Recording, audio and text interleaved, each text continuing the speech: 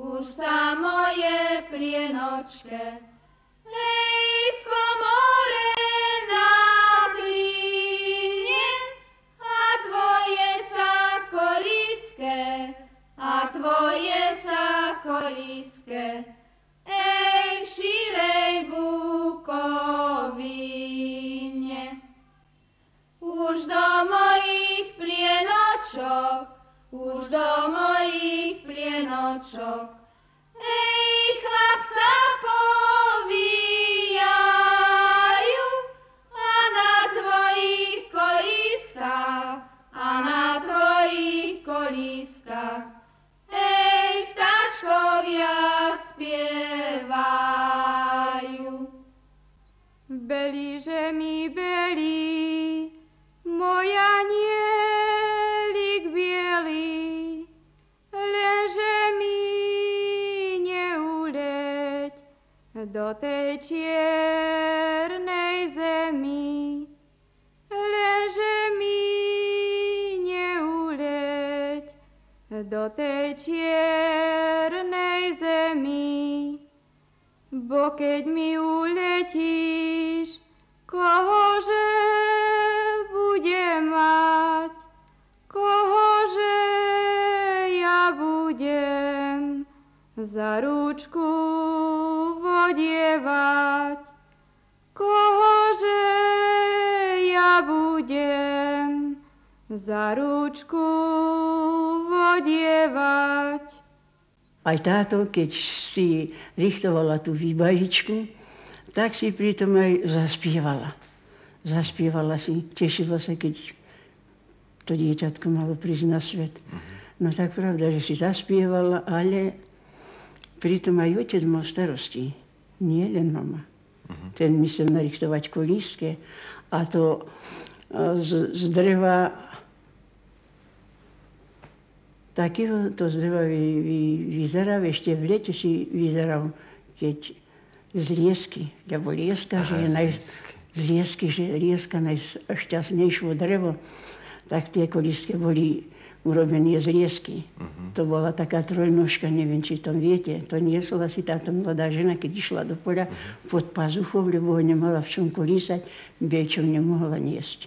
Tak to si vzala pod pazuchu do kolísky, dieťatko si uviazala do tej odiecky, červeno vytkávanej, a niesla si ho do poľa, tam si rozložila kolísku a kolísalo sa tam.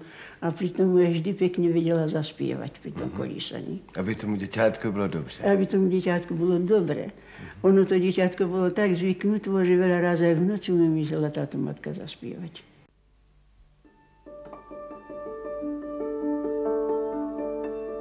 Halúšky,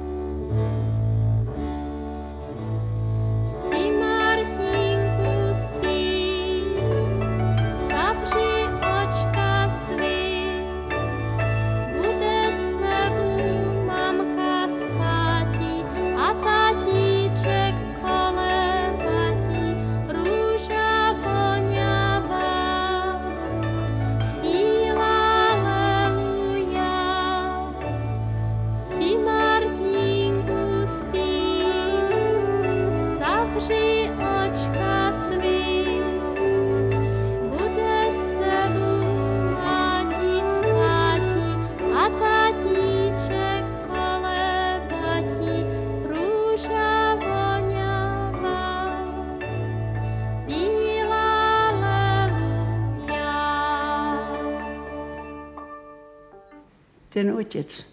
Som tiež hovorila, že vôbec starosti mi sa tie kolísky richtovať, ale my sa aj veľčo urobiť. A aj korytko.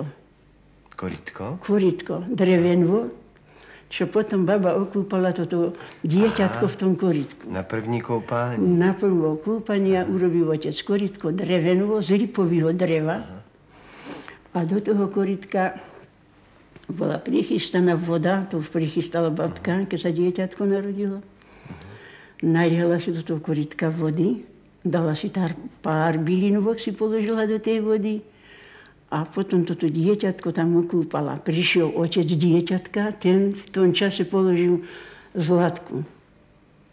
Alebo 2 zlatky, keď bol bohatý. A toto bola zásluhou babina.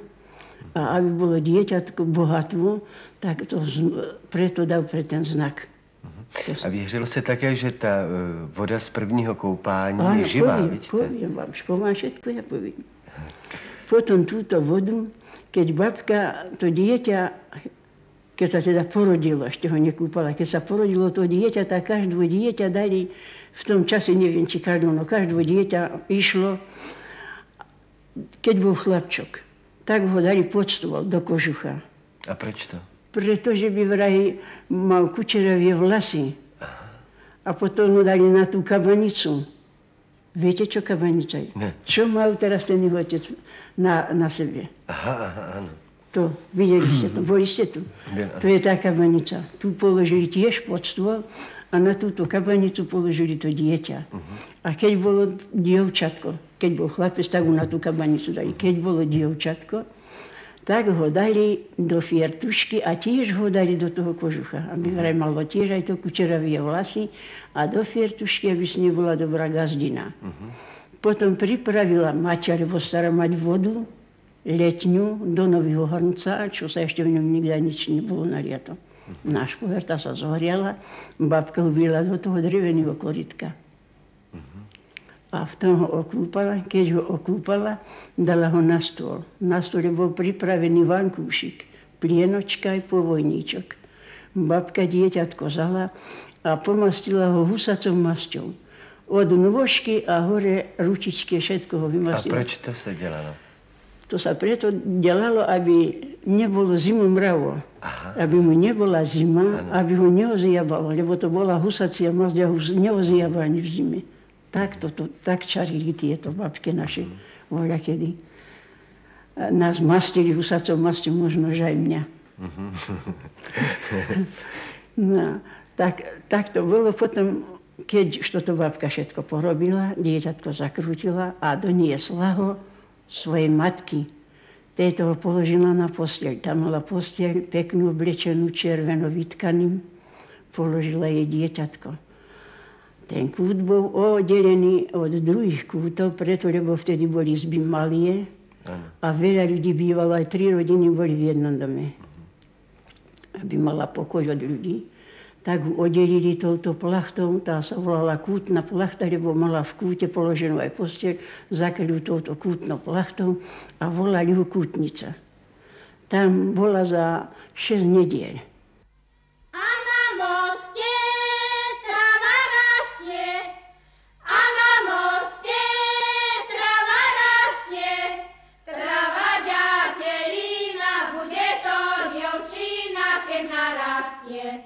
Trava ďatelina, bude to dievčina, keď narastie. A na moste šipík rastie, a na moste šipík rastie. Šipový korenčok, bude to mladenčok, keď narastie. Šipový korenčok, bude to mladenčok, keď narastie. Dobrý deň vám, spolok. Dobrý deň. Vítajte. Vďačne príjmte, pani Kmotra. Čo sa vďačne nosí, to sa vďačne prijíma. Ďakujeme pekne. Ako ste sa to neveľa Ako sa to trápili. maličku, no. Ale už chvála Bohu, dobre ešte. A pani Len ona Kmotre? je voľáka taká, ale... Poďte ďalej, Ako sa Poďte, darí? že ju pozrieť, prosím vás. Ako ste? Dobre. Keď bolo krštenia, keď išla na krst, tak dieťatko, prišla baba a dohodli sa. že ako sa bude volať, kto ho bude krstiť, či majú kmotrov. Keď mala táto žena mladá kmotru, lebo kmotra, tak boli tí kmotrovia. Keď ale nemala, tak bol jeden z jeho rodiny a druhý z jej rodiny. Takže boli rodičia krížoví. Ja aj voľako sa dlho na tom krste. Kto vie, čo ich zašlo? Už by sme si aj zajedli, aj vypili. Pravda je. Od rána jedli ako? Nepatrí len do Už idú. Chvála Bohu. Dobrý deň, pán Postolok. Dobrý deň. Ako sa vám jedlo? Nič sa vám nestalo? Ale dobre, pani kmotrička. Dobrý, Jaj, pomaličky, pani dobrý. kmotra, vy sa s nimi síte pozvrtať aj zaspievať, aby malý bol dobrý spevák a tanečník tiež. Poľa bahýľov na rovni. Krúti sa kemeň strieborný. Stačí, lebo sa mu hlavička zakrúti. Dobre, tak ho môžeme spíkať. Poďte ďalej, poďte. Krštenia, Čo to za krštenia? Ej, kmotri sa nevajú, ani nespievajú.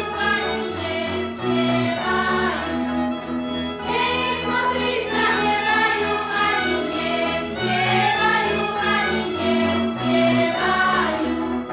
Spievala by som ja, ale nemám hlasu. Ej, zamiesila mi ho stará maň do klasu.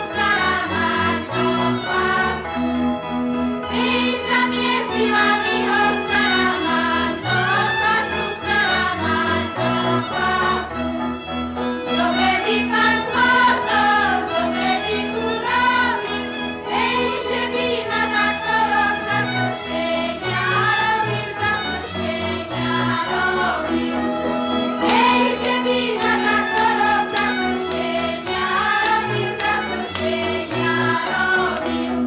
Jaj, veď sa ešte tomuto nezavínšovalo, nespomlo a už stárate, že už druhvo.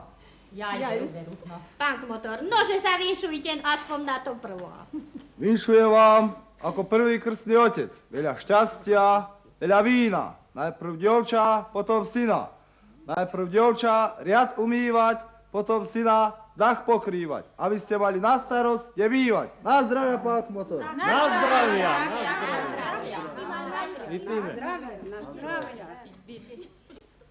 Deti to sa poklad drahý. Kto ich nemá, je vraj ako nahý. Veď deti to sa soľ zeme a bez soli nič nezjeme. Nože im mňa hostia milí, pustia slovu v tejto chvíli. Keď som vám maličkýmu habočke prala, veľká sa mi škoda stala. Jednu koštielku mi vám voda zala. Nože ja chcem túto svoju chybu napraviť a o malú podporu, preto maličko poprosiť. Všetci, pravda, že? Marko, my mali myslím, dáme. Si vypila? Opýta. Toto je tvoja prvá výslužka. A nie, že mu to prepiješ. Nie, neprepijem. Na to malo, na to peklo, na to sa prizná. Na to malo, na to peklo, na to sa prizná. Vykúpim moja šľapeka, rýk do školy ho dá.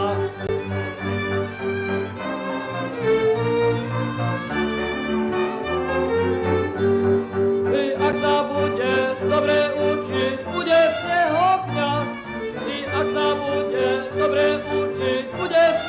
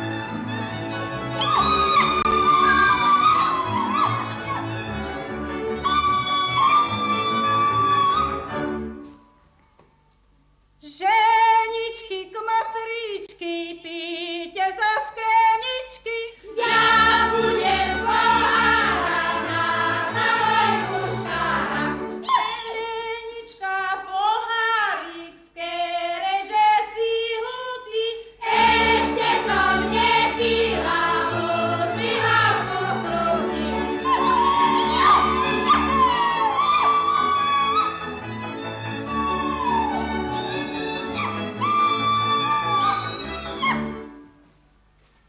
Veď som si na 3 dní kravy podojila, veď som si na 3 dní kravy podojila, aby sa stále toto vo mne nahýla, aby sa stále toto vo mne nahýla.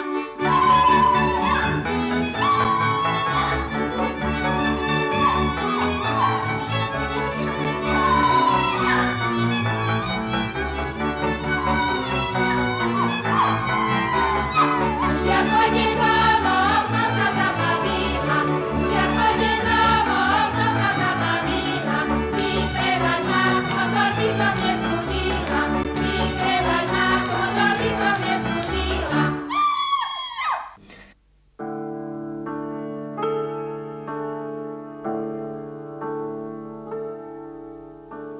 Gajdujte, gajdičky, z tej sivej kozičky. Gajdujte, deťatku, môjmu skrsňatku. Usni, ženi, usni, aspoň jeden sníček, príde ťa kolebať, mamička, tatíček.